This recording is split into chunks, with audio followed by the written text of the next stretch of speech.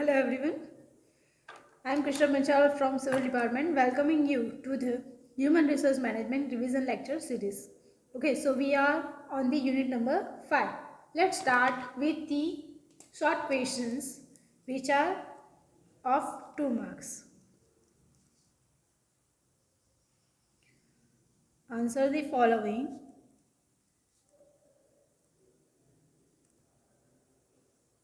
Short questions.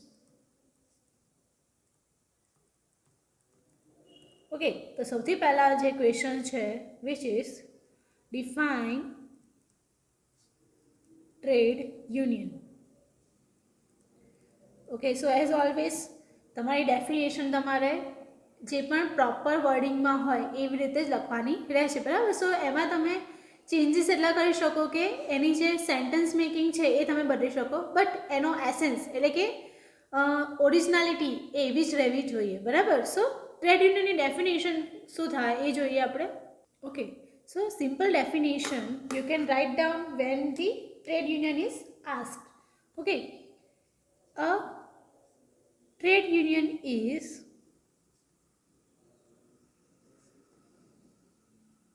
an association of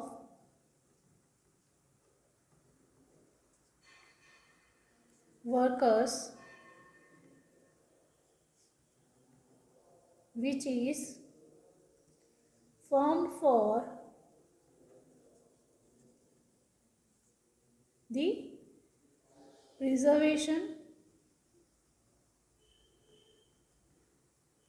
protection and improvement of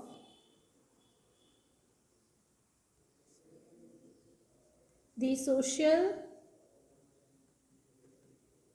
economic and political objectives of the members through the collective effort બરાબર. સો trade union શું છે તો કે એક association of worker છે, જે employees છે એનું જ એક એસોસિએશન છે. કેવી રીતે બનવામાં આવ્યું છે તો કે પ્રિઝર્વેશન એટલે કે કાયદાનું પ્રિઝર્વેશન કેવી રીતે થાય, પ્રોટેક્શન કેવી રીતે થાય અને એનું ઇમ્પ્રૂવ કેવી રીતે કરી શકે એટ ધ કયા લેવલ પર તો કે સોશિયલ, ઇકોનોમિક અને પોલિટિકલ લેવલ પર બરાબર. સો ઓબ્જેક્ટિવ્સ ઓફ ધી મેમ્બર્સ બરાબર. સો એ આપણું કામ કરે છે. ઓકે, સો આ રીતે તમે તમારી ડેફિનેશન ટ્રેડ યુનિયન માટે લખી શકો છો. Now next second one is state need of relieving stress.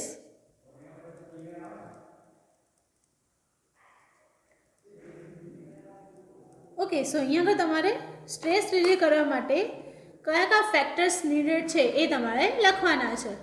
Okay, સો તમારે અહીંયા આગળ તમારા પ્રમાણે એના પોઈન્ટ્સ આઉટ લખી શકો છો, એટલે કે શા માટે રિલીવિંગ સ્ટેટ ઇઝ નેસેસરી બરાબર. So stress gives or rises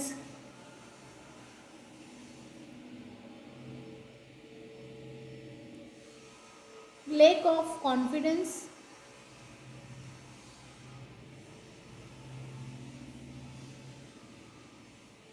in a person.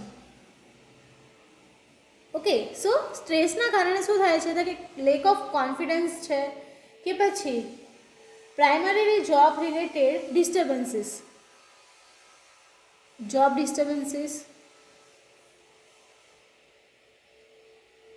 Okay, also affects physical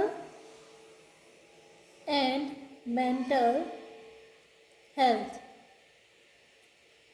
So this is the why need for the relieving stress બરાબર. સો આ રીઝન્સના કારણે આપણને તણાવ દૂર કરવાની જરૂરિયાત છે બરાબર. એ સિવાય તમે બીજા લખી શકો છો કે અનએક્સપેક્ટેડ એડવર્સ ડેવલપમેન્ટ થઈ શકે or the similar such reasons can be affected બરાબર. Such stress situation job performance arises due to incompetence of a person બરાબર. સો સમટાઇમ્સ પર્સન્સ પોતાને ઇનકમ્પ્લીટ સમજવા માંડે છે, બરાબર. સો એના કારણે પણ સ્ટ્રેસીસ જનરેટ થતા હોય છે. Okay, now the next one is need for the change. State need for the change. Okay, so why it is needed to make a change, એટલે કે પરિવર્તનની શા માટે આવશ્યકતા છે એ આપણે જોઈએ. Okay, so there are several crises where need for the change is required. Okay, so first one is crisis of leadership. તમારે એને ડિટેલમાં સમજવાની જરૂર નથી, તમે ખાલી એના પોઈન્ટ આઉટ જ લખી શકો છો. Okay, so second one is crisis of autonomy. Third one is crisis of control. Fourth one is crisis of red tape. Fifth one is crisis of self discipline. Right, so these are the several criteria where the need for the change is required. બરાબર. જો તમને 3 mark કે 4 માર્ક્સમાં પૂછે તો તમારે કોઈ પણ 2 કાં તો 3 ને એક્સપ્લેન ડિટેલમાં કરી દેવાનું, એટલે તમારો જે ક્વેશ્ચન્સ છે ત્યાં આગળ કમ્પ્લીટ થઈ જશે. Okay, now the fourth question is define stress.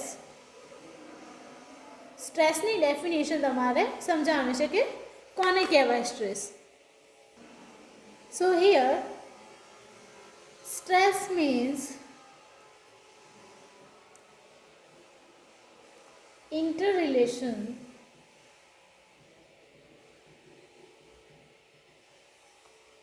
between the environment and the person and the person.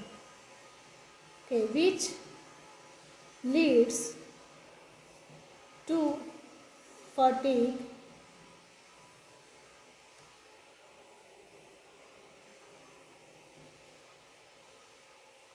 to the person. Right, so તમે આ રીતે તમારી ડેફિનેશન લખી શકો કે સ્ટ્રેસ શું છે તો કે interrelation between the environment and the people કોણથી પર્સન્સ. બરાબર. સો કોઈપણ પર્સન્સનું એન્વાયરમેન્ટ સાથેનું જે પણ રિલેશન છે, બરાબર, એના કારણે શું થાય છે તો કે એ ફટીક એટલે કે જે તણાવ ઉત્પન્ન કરે છે, બરાબર, કોઈ પણ પર્સનની અંદર, એને આપણે કહીએ છીએ સ્ટ્રેસ. ઓકે, હવે નેક્સ્ટ આપણે જોઈએ answer the following questions of 3 marks. આ જોયું આપણે 2 માર્ક્સ, હવે આપણે જોઈએ 3 marks. As you all know that your examination pattern has come out. બરાબર. સો તમને ખબર હશે કે તમારી જે પેટર્ન છે એક્ઝામની કેવી રહેવાની છે તો કે પહેલો જે ક્વેશ્ચન છે કમ્પલસરીલી તમારા 14 માર્ક્સનો છે અને એમાં તમારે 10 ક્વેશ્ચનમાંથી 7 ક્વેશ્ચન એટેમ્પ કરવાના છે. બરાબર. એ તમારા 2 માર્ક્સની ડેફિનેશન પૂછાઈ શકે છે, બરાબર, કાં તો પછી તમને કોઈ ક્લાસિફિકેશન કરવાનું પૂછાઈ શકે છે. બરાબર. સો તમારે ધ્યાન રાખવાનું છે કે એવા કેવા ક્વેશ્ચન્સ થઈ શકે કે જેમાં આ ટાઈપના ક્વેશ્ચન્સ પૂછાઈ શકે છે. તો જનરલી તમે આપણા જે અત્યાર સુધીના લેક્ચર્સ છે એ રિફર કરશો તો પણ તમે ઇઝીલી એને કેચઅપ કરી શકશો. ઓકે, હવે યુનિટ 5ના આપણે જોઈએ 3 માર્કના ક્વેશ્ચન્સ જે જનરલી પૂછાતા હોય છે. ઓકે, સો એની અંદર ફર્સ્ટ લઈએ છીએ આપણે સ્ટેટ વેરિયસ સિમ્ટમ્સ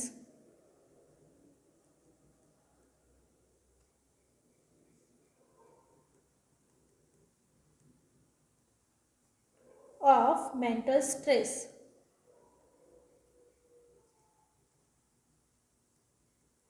બરાબર. સો તમારે મેન્ટલ સ્ટ્રેસ છે, બરાબર, સો એના વેરિયસ સિમ્ટમ્સ કોઈ પણ વ્યક્તિની અંદર આવી ગયા છે તો કયા કયા આવે છે એ આપણે જોઈએ.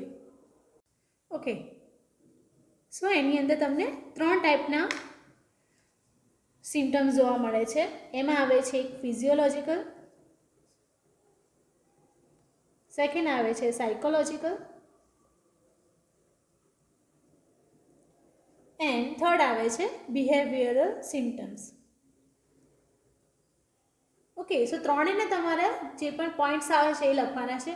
લાઈક ફિઝિયોલોજિકલમાં શું આવે છે તો કે મેટાબોલિઝમ, બરાબર, હાર્ટ પલ્સીસ છે કે પછી રેસ્પિરેટરી સિસ્ટમ છે, બ્લડ પ્રેશર, હેડએક, હાર્ટ એટેક, બરાબર. સો એ ટાઈપના ફિઝિયોલોજિકલ સિમ્ટમ્સમાં તમે નોટ ડાઉન કરી શકો છો. પછી સાયકોલોજીકલ, તો કે job dissatisfaction, okay, tension, anxiety, irritation, boredom, pro satisfaction, બરાબર. સો એ ટાઈપના બધા સાયકોલોજીકલ સિમ્ટમ્સ લખી શકો છો. આફ્ટર દેટ બિહેવિયરલની વાત કરીએ તો બિહેવિયર એટલે કે તમારા બિહેવિયરમાં શું ચેન્જીસ આવે છે. સો રિડ્યુસ્ડ પ્રોડક્ટિવિટી, રાઈટ, એબ્સેન્સિવિટિઝમ, બરાબર, કે તમારી એબ્સન્સ વધી જાય છે. જોબ ટર્નઓવર એટલે કે તમે એક પછી એક જોબ ચેન્જ કરો છો, ઓકે.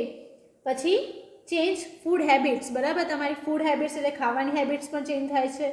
ઇનટોક્સિનેશન એટલે કે તમે કોઈ ટોક્સિકેશનમાં જતા રહો છો, બરાબર.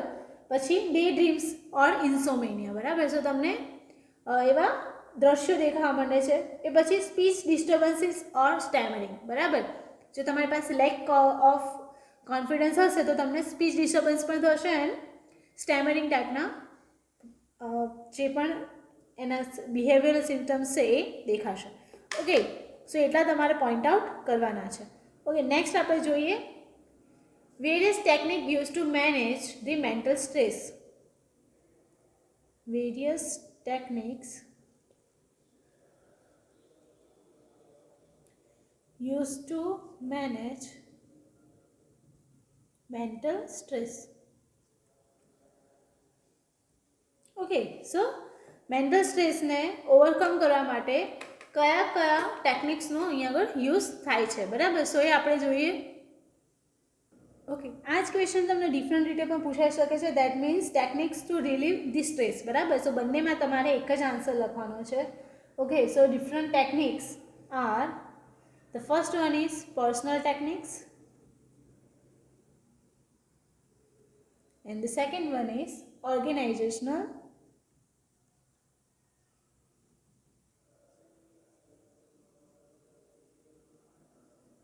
techniques, બરાબર. સો બે ટાઈપની ટેકનિક્સ તમારે અહીં આગળ સમજાવવાની રહેશે, બરાબર. સો પર્સનલ ટેકનિક્સમાં આવે છે time management, physical exercises, relaxation techniques, બરાબર, behavioural, self control, okay, cognitive therapy and networking, બરાબર. સો એ ટાઈપના તમે પોઈન્ટ આઉટ પર્સનલ ટેકનિક્સમાં લખી શકો છો. સેમ મેથડમાં તમે ઓર્ગેનાઇઝેશન સ્ટ્રેસમાં લખી શકો છો, okay. So appropriate selection and placement,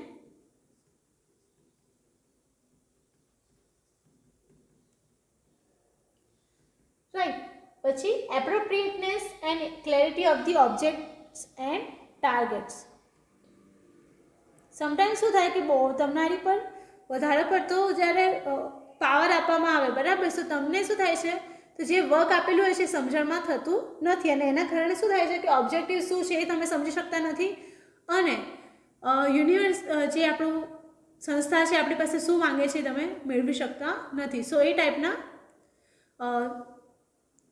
techniques આપણને અહીંયા આગળ રિક્વાયર છે, એટલે કે ઓર્ગેનાઇઝેશન ટેકનિક્સની અંદર app selection, appropriate selections and placement, objectives and targets, role clarity, appropriate transfer, physical fitness program, etc. can be included. So તમારે એને ડિટેલમાં 1 by 1 લખવાના રહે છે, બરાબર. સો તમે કોઈ પણ એક ટેકનિક જે છે કે પર્સનલ ટેકનિક છે એના બધા પોઈન્ટ્સ ડિટેલમાં સમજાવી શકો છો, ઓકે. નેક્સ્ટ હવે આપણે જોઈએ the third question which is state different personal techniques to relieve. જે સિમિલર ક્વેશ્ચન્સ છે, આપણે જે મેનેજ ધ મેન્ટલ સ્ટ્રેસ આપણે લખ્યું છે એ જ ક્વેશ્ચન્સ આપણે એમાં પણ લખવાનું છે, ઓકે. સો નેક્સ્ટ આપણે ફોર્થ ક્વેશ્ચન જોઈએ. લિસ્ટ વેરિયસ ટેકનિક્સ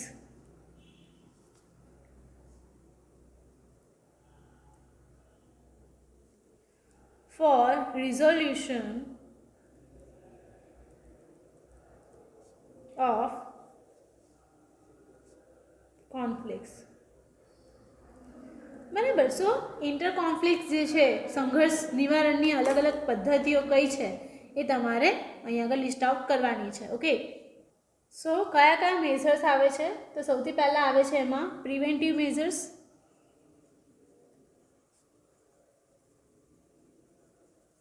તમે આને ખાલી 1 લાઇનર તરીકે પણ સમજાવી શકો છો, બરાબર. સો પ્રિવેન્ટિવ મેઝર્સમાં કયા આવે છે એ સમજાઈ શકો. લીગલ પ્રોવિઝન ફોર ફેર વેજ, કયા લીગલ પ્રોવિઝન્સ છે. પછી કલેક્ટિવ બાર્ગેનિંગ,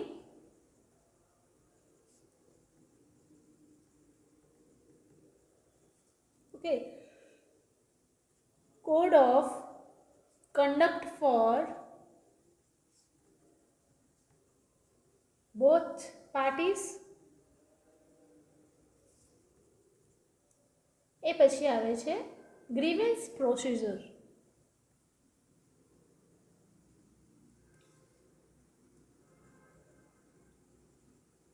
બરાબર. સો એ રીતે તમે જે ડિફરન્ટ પોઈન્ટ્સ છે એને ડિટેલમાં સમજાવી શકો છો. એટલે કે પ્રિવેન્ટિવ મેઝર એટલે કે એ ના થાય એના માટે શું કરી શકો. પછી ફેર વેજ એટલે કે વેતન ભથ્થું જે છે, લીગલ પ્રોવિઝન્સ કેવી રીતે આપણે એના અપ્લાય કરી શકીએ છીએ એ. પછી કલેક્ટિવ બાર્ગેનિંગ, બરાબર. તો કે તમે કોઈ એવો સોર્સ રાખો છો કે જેના થ્રુ બાઇન્ડિંગ ઓફ કોન્ટ્રાક્ટ છે એ વખતે બંનેના શું હોય, ટર્મ્સ એન્ડ કન્ડિશન સેટિસ્ફાય થતી હોય.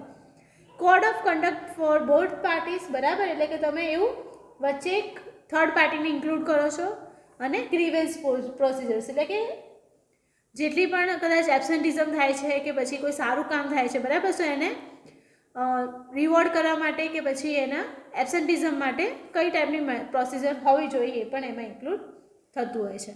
સો હવે નેક્સ્ટ ક્વેશ્ચન જોઈએ. Causes of stress.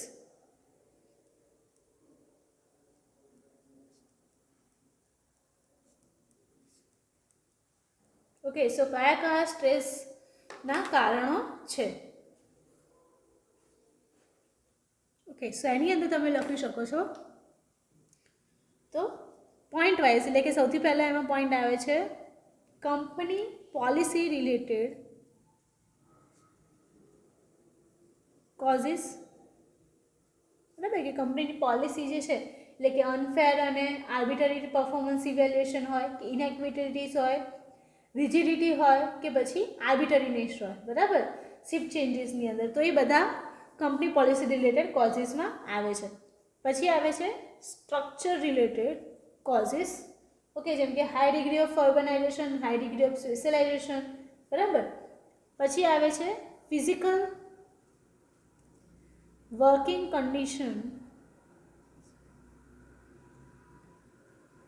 Related causes, બરાબર. તો ફિઝિકલ વર્કિંગ કન્ડિશન એટલે કે ઓવરક્રાઉડિંગ છે કે પછી એક્સેસિવ નોઇઝ છે, બરાબર.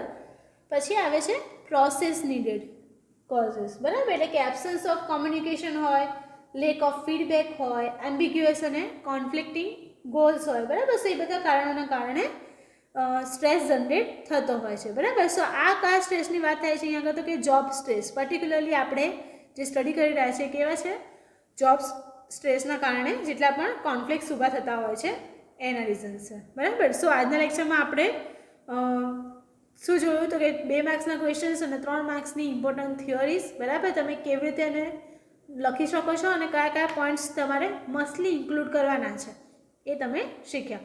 તો નેક્સ્ટ લેક્ચરમાં આપણે 4 માર્ક્સની થિયરી અને બીજી જે 3 માર્ક્સની થિયરી છે એ કન્ટિન્યુ કરીશું. ત્યાં સુધી આઈ એમ કૃષ્ણ પંચાલ સાઇનિંગ ઓફ.